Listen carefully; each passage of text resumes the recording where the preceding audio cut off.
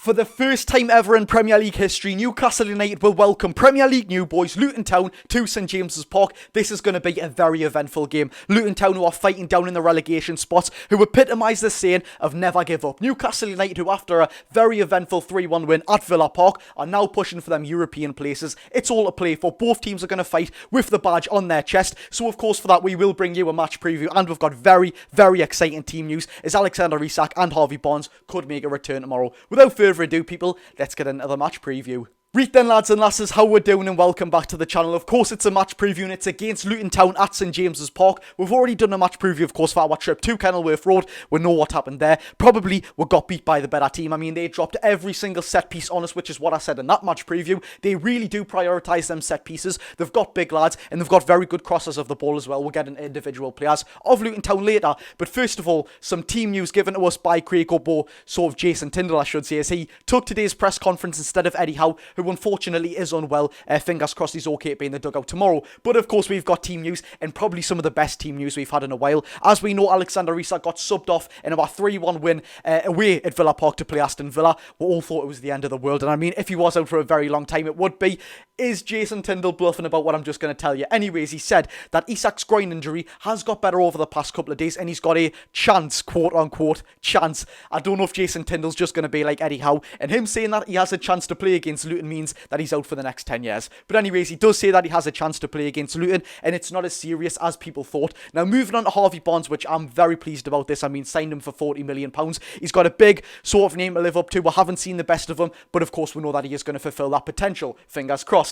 It's said that Harvey has potential to be involved tomorrow, but just about Callum Wilson, he's got a calf injury, and there's question marks around him. I wouldn't expect to see Callum Wilson there whatsoever. Harvey though, apparently Craig Hope did say that he was close to making the bench against Aston Villa. He's had quite a bit of time to sort of recover now. What's he had, like 4 or 5 days? Just off the top of my head, don't actually scrutinise us. But he's had 4 to 5 days to rest, or even to even more recover from the Villa game. So fingers crossed he can make the bench. Yeah, but Callum Wilson, I wouldn't expect him to see him on the bench for Luton whatsoever, nor do I actually need him, which I will bring that back to Isak in just a second. Anyways, Willock, who has an Achilles problem, it doesn't look like it's going to be sort of good for Willock to come back there whatsoever. He's still miles behind everyone just mentioned there, and Elliot Anderson is still behind everyone mentioned there yet again. And Jamal Lascelles, which he did put a reply under to this, said he's got a calf injury, he's very close to coming back, but this might just be a step too early to him. Now, before we get into the match preview, I wanted to say about Alexander Isak, we've rushed players back so many times this season. We've seen it with Joelinton twice, I believe. I can't remember what game it was off the top of my head, but the first time he got injured, we then brought him back straight after his injury when we were just off the top of my head, was it Crystal Palace? I could be completely wrong, but it might have been Crystal Palace, where we were in a comfortable winning position and we brought him on and he got injured yet again. I mean, there was no need to bring him on whatsoever, but we've done it with many other players this season as well, like Sven Botman. So in a game, with all due respect, of course we're getting a Luton into this game, but it's Luton Town at St James's Park, and I don't mean to discredit them because I don't like sort of belittling other teams. They're a Premier League team. They're doing themselves fantastic this season, but do we need to risk Isak when Gordon can lead the line? He can play the number 9 Miggy on the left, who was fantastic there against Aston Villa, and Jacob Murphy on the right, who, as we know, is unbelievably, no matter how many people sort of slack him down, he's so underrated, but on the right hand side, he's a fantastic crosser of the ball, and he knows where the net is as well. For me, that is a pretty decent front three, and if we can give Isak that sort of little bit of a rest, I'd be all for it. Now, finally onto the match preview, which I can't wait to bring you, because some people might look at this game, oh, it's an easy one, you know, Luton Town, they just got through the playoffs of the Championship to get to the Premier League. Everyone thought they were going to ruin Derby County's record of the lowest points ever. I mean, that was pretty ridiculous. But Luton Town, I've just got to give respect to every single one of them. I mean, a small stadium, not the most renowned club whatsoever. You've just got to give credit to them. In a day and age where hundreds of millions, I know we can't speak right now, but we have come from a pretty sound background, us Newcastle fans in general. But Luton Town, in a world where clubs are getting hundreds of £millions spent on them, they are a very good sort of representative for Championship clubs coming up to the Premier League. They've barely spent any sort of money. It's all been loans or free agents or a couple £1 million of player. They are genuinely doing themselves proud. Like I said in the intro, they prioritise or sort of epitomise the saying of never give up. Everyone counted them out. Everyone said they wouldn't win a singular game. They're doing themselves proud, and they even beat us at Kenilworth Road. Now, in their last 8 games, 5 wins and 1 loss. You heard that correctly, by the way. 5 wins and 1 loss. That is unbelievable for a Luton Town side. Yes, they did play sort of Bolton and draw away at Bolton, and 0-0 draw, and then bring it back to Kenilworth Road. And they are still doing themselves very, very proud. A win away at Bramall Lane, and a Sheffield United, of course, a relegation sort of rival as well. 2-1 win against Everton in the FA Cup, and of course, the last game, a 4-0 win against Brighton at home. Do you know what it is with Brighton? They are such an obscure team, but hats off to Luton for that, by the way. To beat Brighton 4-0. I know Brighton isn't doing the best at the moment, but still, you beat any Premier League team, especially with respectively, of course, I do like showing you respect, Luton Town's team right now, to go and beat Brighton 4-0 when they've got some exceptional players.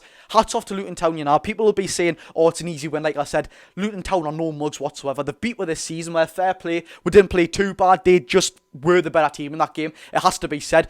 But for Luton Town, there's one thing which I did want to pick up. Of course, they are coming to St James's Park, and we've played them, like I said, at Kenilworth Road. Their home record is actually worse than their away record, even though getting the 3 points against us.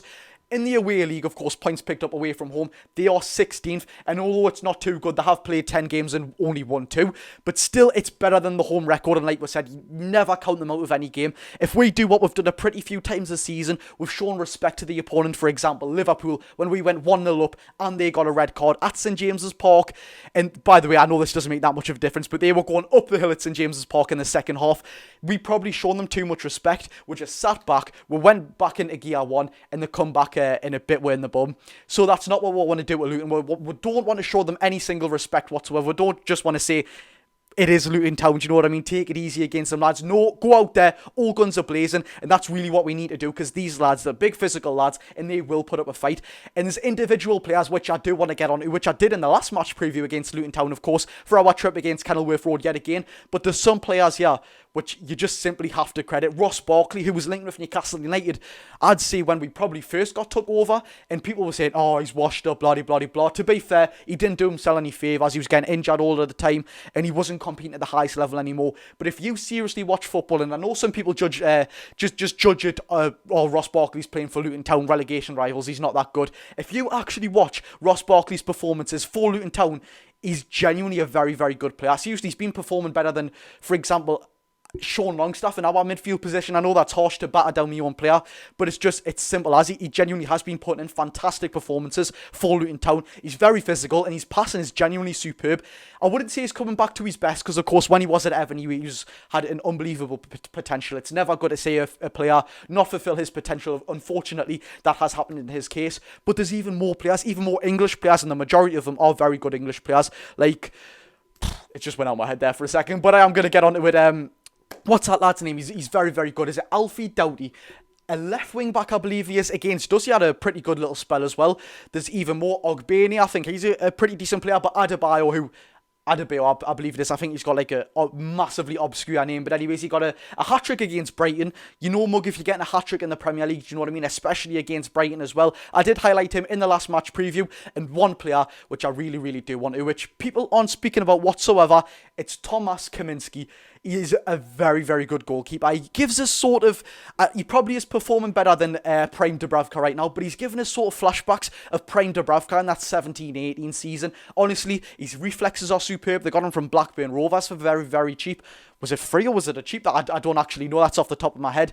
But he is very, very good. We've seen that at Kenilworth Road again. He's a very, very good shot stopper, and he's not going to roll over for Newcastle. So we really are going to have to take our chances, and that might be something which is going to be a struggle, because in our recent games, certain players as well haven't been clinical whatsoever. Of course, we did put 3 goals past Aston Villa, but there's so many chances that we have been wasting recently. But there we have it, ladies and gentlemen. That is the team news and match preview for Luton Town at home, and I seriously cannot wait for this game. Like I said, of course, I've got my posh microphone here, which does go into my phone, so expect a match day vlog for tomorrow. I can't wait to bring you that. You know I love doing the match day vlogs, and you love the match day vlogs as well. I will highlight this in tomorrow's vlog. The support I got from that, I think it's on over 15,000 views now. Genuinely, go into the comments and look at the support of probably the Manchester City fans. A majority of them, of course, it was against Man City at home. Absolutely unbelievable. Seriously, I do really, really appreciate that. And fingers crossed it can be as good as the Luton Town one, and I can guarantee you it will. My standards won't drop. Don't worry about that. But if you are new around here, drop a subscribe if you have enjoyed the video. And, of course, for daily news about Newcastle United and match day vlogs. Like the video if you do enjoy it. Thank you very much. I've been Geordie Josh. Go and enjoy your day, people.